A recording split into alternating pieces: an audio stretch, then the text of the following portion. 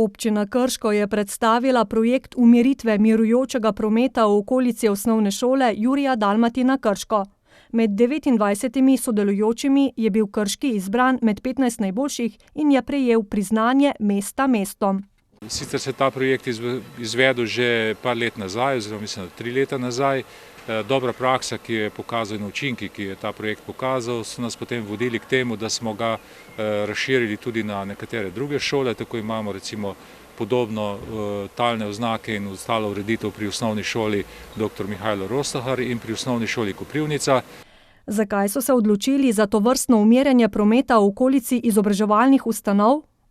Smisel te ureditve pa je predvsem v tem, da na mestih, kjer je veliko otrok, ki prečkajo cesto in tako naprej, da je tam na nek način z drugačno ureditvijo vzbujena pozornost voznikov, se pravi vozniki nekako iz monotone vožnje nenadoma naletijo na nekakšno drugačno ureditev, postanejo pozorni, zmanjšajo hitrost in to se tudi vidi skozi merjenje hitrosti, da so se povprečne hitrosti na teh mestih zmanjšale.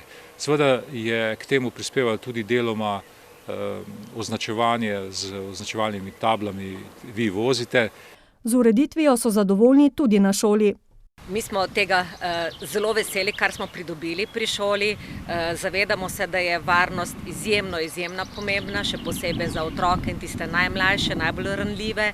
Glede na to, da k nam prihaja skoraj 800 učencev v šolo, od tega jih je več kot polovica tisti, ki prihajajo peš, je prav, da se je okolica šole uredila tako, da je varna za vse nas, pa ne samo za šolske otroke, tudi za zaposlene in tudi prebivalce, ki tukaj živijo. Zanimiv je tudi izgled tako cestišča kot okolice.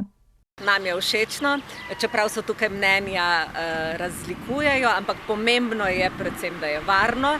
Mislim, da je bolj opazno in bolj vidno, saj so talne označbe dosti opazne, ker so barvne. Hkrati smo pa tudi veseli, da smo dobili še en dodatni prehod za pešce. To je tisti prehod, ki vodi potem v prostor športne dvorane, ker v popoldanskem času je na naši šoli precej aktivnosti.